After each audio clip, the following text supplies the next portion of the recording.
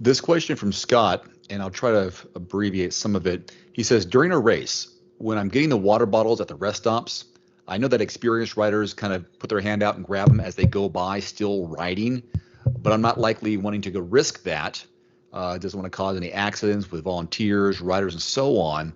So he says, do I simply ride to the end of the stop, get off my bike, walk back and get a bottle, as I assume stopping in front would cause other rider issues? Just curious what you see other beginners do at aid stations. Yes. So great question. First, I'd say number one, practice. You can, if you can practice in your neighborhood, maybe your spouse or children or someone you can practice going by your house and them handing you water bottles and just getting comfortable taking your water bottle out of the cage, whether it's in back, in the middle, or in front, tossing it and grabbing one. I've never seen anyone do what you described, whereas they're going to ride through the aid station, pull off to the right-hand side, get off their bike, walk to the volunteer, and visualizing this, ask for a water bottle, walk back to the bike, put it in, and then take off.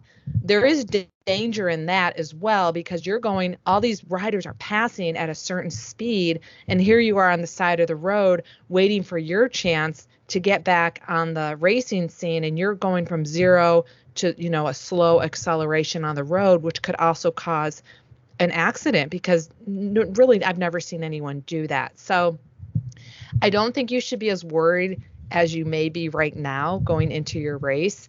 And like I said, that practice in your neighborhood, maybe you can, do, a little mini triathlon before your bigger race, just to, or to go to an event and watch it, so you can have more of an idea of what it's like when riders are going through those aid stations. Most of us, I know myself, I do slow down. I do make sure I'm slow enough. I'm visualizing the volunteer holding that out. I'm visualizing like how hard I want to grab that bottle, not to risk pulling on anyone's arm, and they got to let go too. And these volunteers, I've heard practice, that how they let go of the bottle when they're handing it off. So again, I don't think you should be as stressed out about it as you may be, and it's not as difficult as you may be thinking it is right now. I don't know, Dave, what are your thoughts? Well, yeah, especially as a beginner, or he's curious what you see other beginners do. You're not going to be going so fast to where it's going to be an issue. If anything, when you approach that aid station, make eye contact, and you may be wearing sunglasses. Put your hand up, point to that person that you're going to be getting for, like, oh, I would recognize that. I want from you, start pointing at them, hand up. Yeah. I'll take it from you, and then open your hand as if you're ready to receive the bottle. Mm-hmm. They'll jog alongside with you a little bit if they can, if it's safe, and that way that transition won't be so abrupt in your hand. And even if you're slow, it's not going to make a difference in the race, in the big picture, if slowing down while still rolling through the transition. And that's what these aid station volunteers are doing and are trained for that station. They are prepared. They're not going to get in your way. They're going to make sure that everyone is safe. And it may be congested at the early part of the transition, so just wait for the next opening. And once you put your hand up, they will, in a way, come to you. Right. In some of these aid stations, there's multiple tables. It's going to be repeated. So let's say it's water, Gatorade, bananas, whatever else. It'll happen again in the next, right in the same aid station. So if you miss the first one, then the second one will be there, and people will stagger their choices on, all right, this aid station, I'm going to go from the first. The station, I'm going to go to the second, based on how crowded it is. And for you and me, let's share some things here. I try to get two. Sometimes I make sure I drop my old bottle prior to in the trash area, the drop zone, grab one, put it on the bike immediately, grab the second one, douse myself, drink, or put it in the bottle in the cage again, and then continue going on. Or maybe the first one is the one I use to douse myself, to cool myself off, drop it again right there during the aid station area, grab one more, and then continue about my way. The second one is one I'll keep, but you could get the first one and keep that one because you want to have it on you no matter what. You don't want to go out and drop the second one and now you're out without fluids. So maybe that first one you put on your body in your kit, on your bike, whatever. That way you secure hydration into the next 10-mile aid station.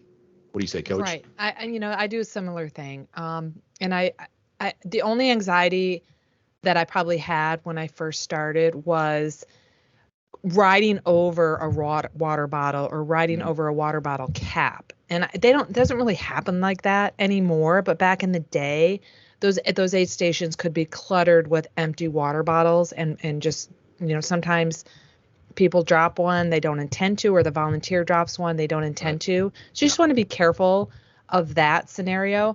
And then make sure you look at the race guide and find out how often are the aid stations. Generally, in like the longer races, 70.3, 140.6, they're about every 10 miles.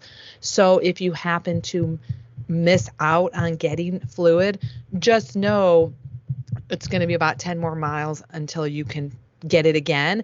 And maybe in 10 more miles, because you may be empty, that may be the time to say, okay, to guarantee I need a bottle, I may stop if the first one wasn't successful. And I don't think this is really going to take too much time in the big picture of the bike portion of the race. I mean, No, if you not at all. you're really not going to lose time. I mean, you may think you're slowing down and losing, to the person ahead of you. Who cares? It's even 30 seconds. Stopping and getting one is going to slow you down more than anything. Yeah, you can just roll through it very slowly. You haven't stopped moving forward. Just get it on you, and just keep on. You're just taking a break, but you're cruising. You're going through. That's why when people, one of the ways to be efficient in transition is to carry some things out with you versus stop and put your hat on, stop and put your race number on, stop and open a gel. Run with those things. Mm-hmm. Keep the motion going forward, because that's what your goal is, to get to the finish line as quickly as possible. Why stop at an aid station? The clock is ticking. Unless you don't care about time, the clock is ticking. Roll through it. Any movement forward is progressing toward your finish line.